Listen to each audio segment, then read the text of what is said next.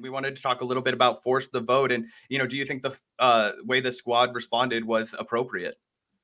I think it's absolutely not appropriate. They gave up all their leverage by voting for Nancy Pelosi as speaker. We're in the middle of an economic and health crisis, and they didn't use their leverage when they could have.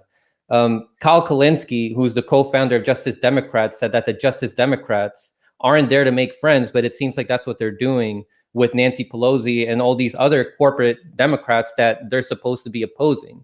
This is not what we were promised. From what Kyle Kulinski told us, from what the squad was when they were running for Congress, they were saying that they were going to challenge these people. And for 10 months, the squad watched that happen. And then they didn't fight for the people. So that, in my opinion, makes them sellouts. Like, they saw the people suffering, people being evicted, people losing their jobs, losing their health care. And like, to me, their lack of action to get Medicare for all, this is very similar to like how Obama promised us universal health care in 2008. And then he never gave it to us. And then it became less negotiable over time. And now 13 years later, we still do not have universal health care. And the squad couldn't even force the vote on Nancy Pelosi. Defending politicians who are not challenging the system is defending the system, and it is defending against progress. The squad is supposed to be for progress, not for it in theory, and their actions show that they defend the system. Now, my opponent may bring up instances from the past in which the squad did some good things, or examples of them doing some good things that don't engender systemic changes and are just surface level and optical grandstanding. So we can't call them sellouts because they did some good things in the past. In order to be a sellout, you had to have at one point been on the side of the working class. And to me, what they're doing now doesn't seem like they're on the side of the working class. They're on the side of the party leadership of the Democratic Party. They failed to provide healthcare in a pandemic. They failed to provide assistance in the worst economic crisis in US history. They succeeded in bailing out the corporations who are oppressing us. They took multiple vacations. They allowed Joe Biden to stack his cabinet with tools of the establishment and warmongers with no resistance.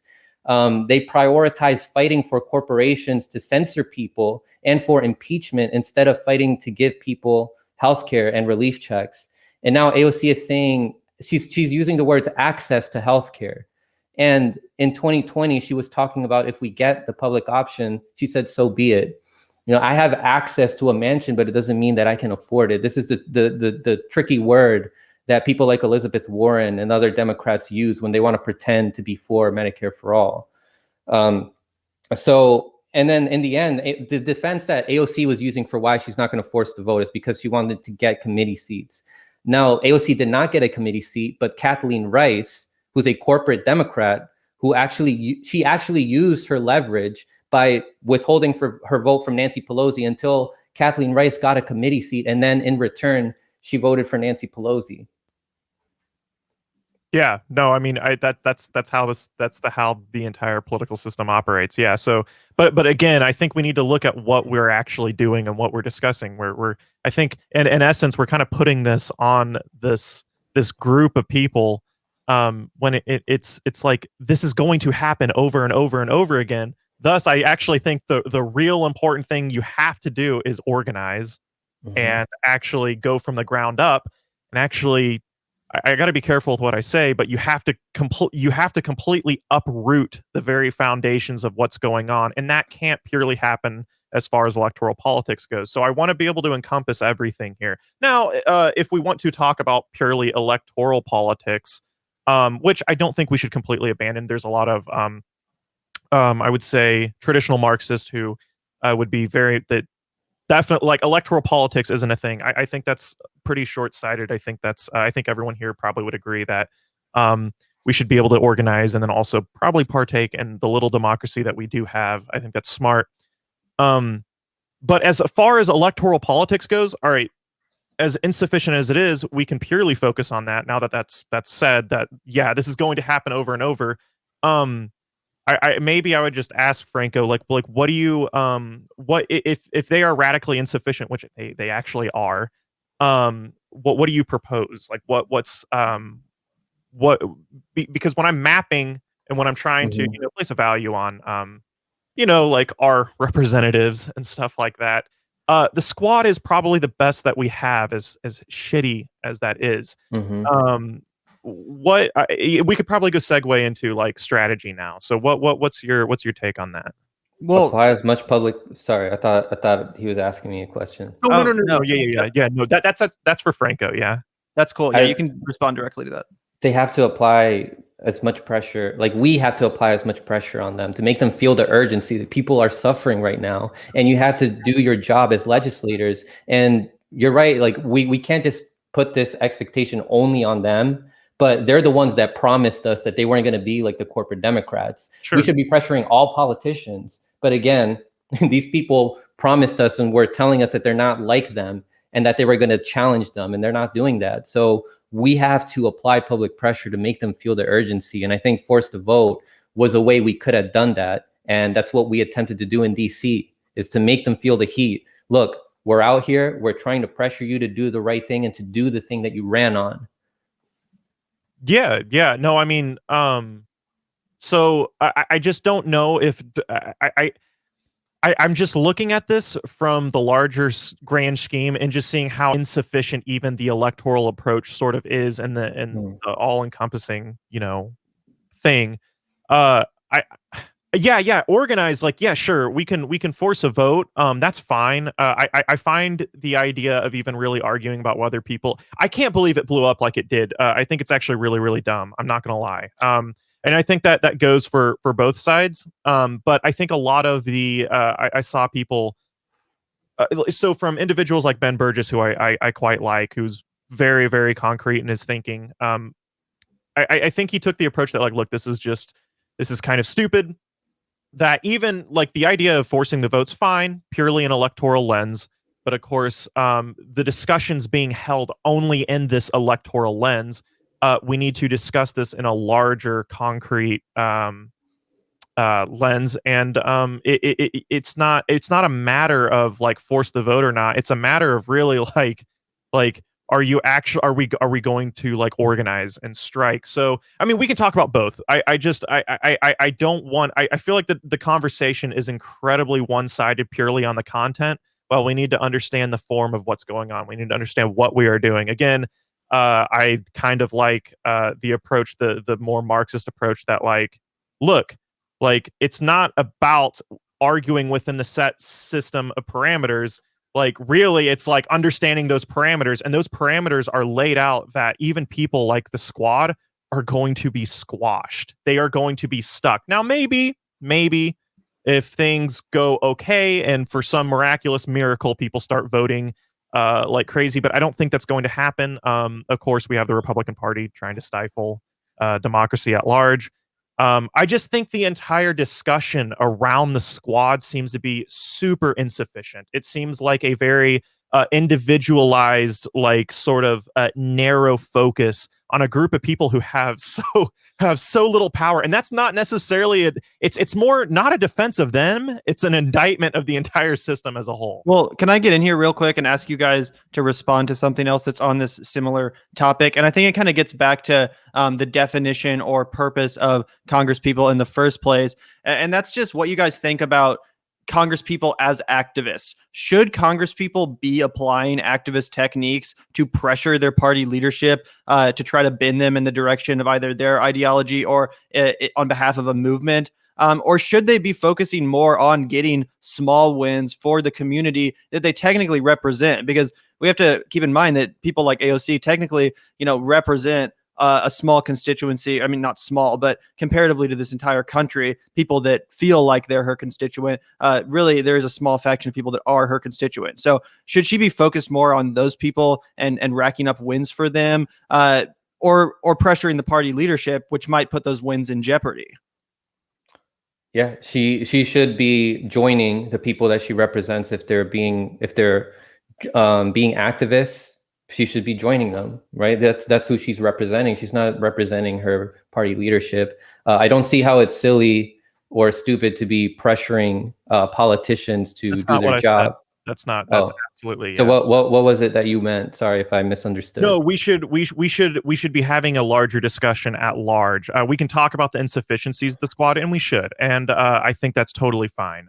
But rather, I think we should be discussing at large how even people within a party like the Democratic Party, who are progressive, and like AOC, Ilhan Omar, these people probably internally, people like Bernie Sanders, probably they have probably views that are much more radical than what they can let on. But I think in a lot of ways there's a lot of truth to the idea that the Democratic Party reforms you. You don't reform the Democratic Party, and so we can elect the best people we can in the Democratic Party, and we should probably do that. But it's just totally insufficient at just pressuring individuals. Rather, I think larger organization organizing and I think that's just the best approach. It seems that a lot of the debate and a lot of the discourse doesn't really go into that too much, especially when it comes to force the vote. But maybe perhaps you. Yeah, Well, I want to get your if that's the response to that, case, Franco. But just as a way of kind of segueing on top of that as well, you mentioned, Ian. You said that you don't reform the Democratic Party; the Democratic Party Yeah. reforms you. And I think that's a good segue after we get Franco's response to talk about the viability of a third party and if this country is Ooh. destined to remain in perpetuity a two-party system. Yeah, let me just quickly respond to what Ian said. If that's the case, like we're focusing too much on those individuals, it's because those individuals promised us that they would be more than just politicians, that they would be activists, that they would be revolutionaries. That's what Bernie Sanders would say. He was like, "Are you ready for a revolution?" And then AOC, Ilhan Omar, and Rashida Tlaib, they spawned off of that. It was a response to what Bernie Sanders was promising. And so, if anything, at least it serves as exposing that these people are just like regular politicians. And I think it still is okay to call them sellouts if they're not doing the things that they promised. Totally now, fine. when it comes to third parties, let me go and see what I have here. In theory, it could work, but where we are now, with the dysfunctions with the Green Party, Libertarian Party, and MPP, we can't.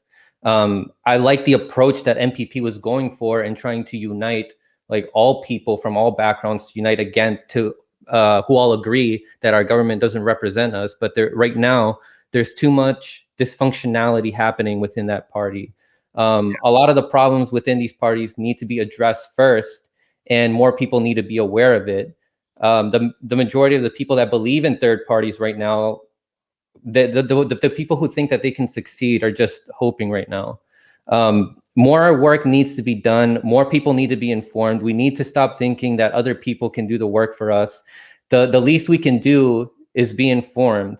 Look at how educated working class people are in Latin America. We see the way they protest their politicians is more effective than how we pressure our politicians here, because our country is way more propagandized. The advantage that the Latin American third parties have, though, is that their elections are more secure. But they do still have to deal with coups. But what we have to deal with here is how our third parties are being suppressed so much. And if we want a third party to succeed, we have to address that. And I'm not seeing that being addressed in the Libertarian, Green, or Movement for a People's Party. Seeing how corrupt our election system is, though, I think in a way we are experiencing coups here. There's articles written about this on truthout.org. Whitney Webb has done great work also talking about our voting machines. There's evidence that even children can hack these voting machines. And the people who own these machines, they can have political interests. So over time, laws have changed to allow more privatization of voting machines. There is overwhelming documented evidence showing how poor communities are gerrymandered and rigged against.